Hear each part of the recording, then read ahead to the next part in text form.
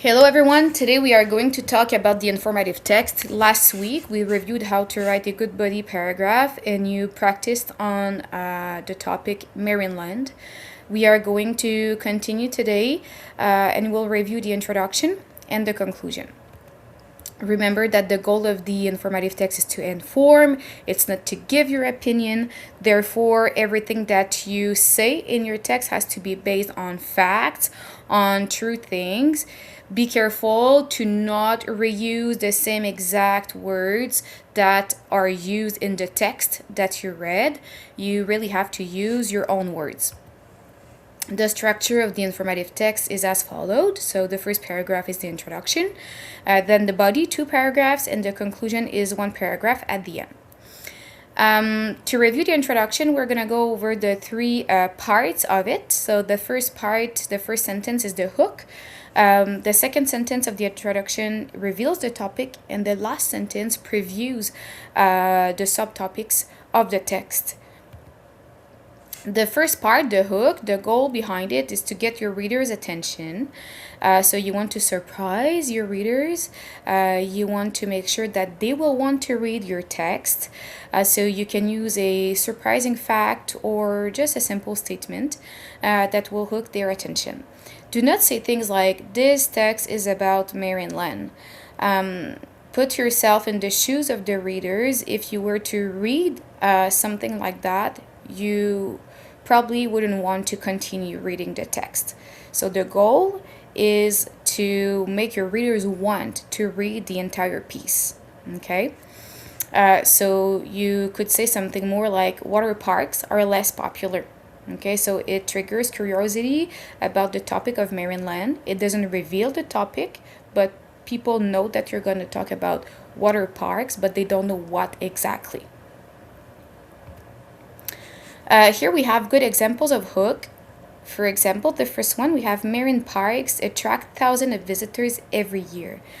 So it's very general, very simple. It's interesting, okay, not personal. People will want to know more about the topic after reading this first sentence. Many people visit marine parks to learn about ocean animals. Again, it's still very general. We don't know exactly what we're going to talk about in the text. People will be hooked. They will want to continue reading your piece. Example number 4, marine animals live in special parks where people can observe them closely. So we know the context. We know that we're going to talk about marine park most probably, but it's still very general. Bad examples, okay, of hooks. I think that, so as we've mentioned before, never state your opinion in an informative text. So avoid, do not use I think, okay. Maryland is the best place ever. Okay, so using best reveals opinion again. It's very emotional and we don't want that. Do not start with that question because it's very personal again. So for instance, do you like Maryland? If people think, oh no, I don't like Maryland, they won't read your text. Okay, even though your text is not trying to convince them to go to Maryland or whatsoever. Okay. So next example, last summer I went to Maryland with my family. It's a personal story. It's personal. Okay, we don't want anything personal. We want to stay very general. Okay, in the hook. The second sentence is the topic sentence. That's where you will reveal the topic. So your topic sentence has to be clear, very basic, simple. It states the main idea of your text. It's neutral. Okay, so no adjective, no opinion again. So Maryland is a marine park in Ontario that focuses on ocean animals. So it is what it is. This is what Maryland is. After reading the sentence, the readers will know that what the topic is. They know what they're going to read about. They don't know exactly what yet because you haven't presented the subtopics, but they know where they're going with your text. Do not say things like Maryland is very fun and exciting. Again, it's an opinion. I went to Maryland last year, so we had this example before. It's very personal. It's narrative. So stay away from that. Okay, be factual. Do not say things like this text is about or in this text you will learn. Okay, so stay neutral as we said before. Okay, if you start with something like this text is about, in this text you will learn, it's something that you would do in elementary school but not in high school, in secondary 3. Okay. As for the third sentence, it's the preview of what the text will be about. So that's where you will present the subtopics, the two things that you will have chosen to discuss in your text. So for the two body paragraphs. So here you have templates of how you can structure this sentence. So you can start with it explains, it describes, it presents, it focuses on. Again, no opinion, no I, okay, and no long lists, okay? So keep it short and simple. Good examples are it explains the marine animals at the park and the shows for visitors. So if you have this preview sentence, then you know that in the text, the first body paragraph will be about the marine animals at the park, and the second paragraph, sorry, about the shows that you can see there. It presents the animals living at Marineland and the activities offered there. So again, very clear, very simple. We know that the first paragraph of the text will be about how the animals live in Marineland, and then the second paragraph about the activities that will be or that are offered there.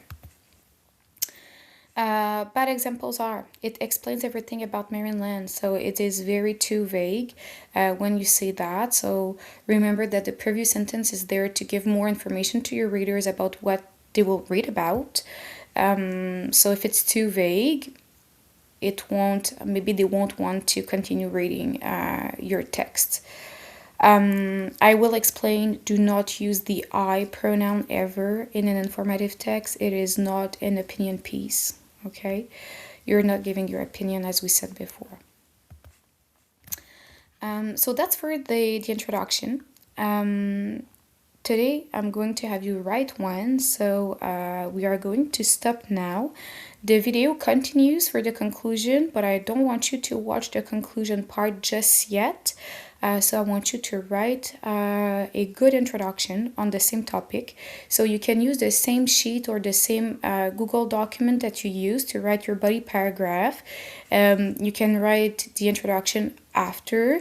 If you do that, I'm just going to go here and maybe open a new slide just to show you what I want you to do. So let's say you wrote your body paragraph, blah, blah, and then I want you to write an introduction. So you can just write underneath the body paragraph, introduction, like this.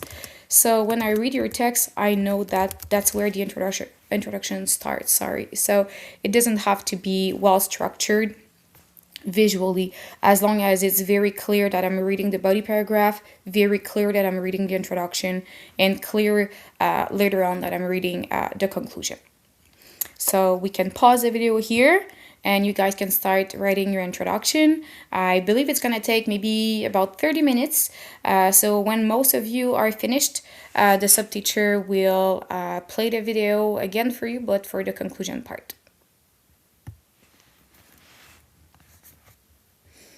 As for the conclusion is also in 3 parts. So you start the conclusion with a transition word. I'm going to give you examples of transition words that you can use.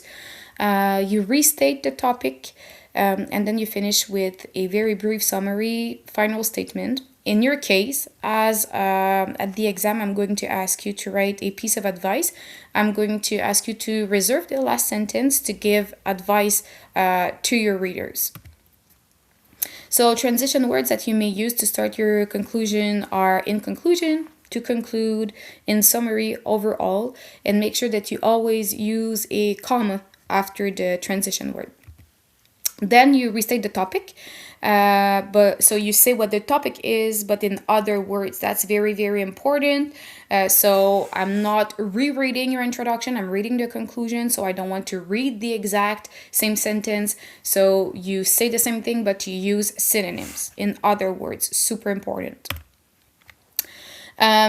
In this case, that's for the upcoming exam. The final sentence is a piece of advice, okay? So you could say things like, visitors should take time to see the animals carefully. People can watch the shows to learn about marine life. Visitors should respect the animals at Marineland. So those are all examples on the topic of Marineland. Okay, obviously, well, you know what the exam is about, so you know that it's about the relationship of animals and humans, how humans treat animals. So at the end of your conclusion, I'm going to ask you to give a piece of advice to your readers about how maybe to interact with animals, or just a final thought on how you think people should behave with them. Okay. So I'm going to ask you now to write a conclusion on the topic of Marineland again. So now you have written an introduction, just one body paragraph, which is fine. And now I want you to write a conclusion under the same structure as the structure that you will use on February 16th. Hope everything is clear. Again, if you have questions, you can send me an email. You can ask the subteacher.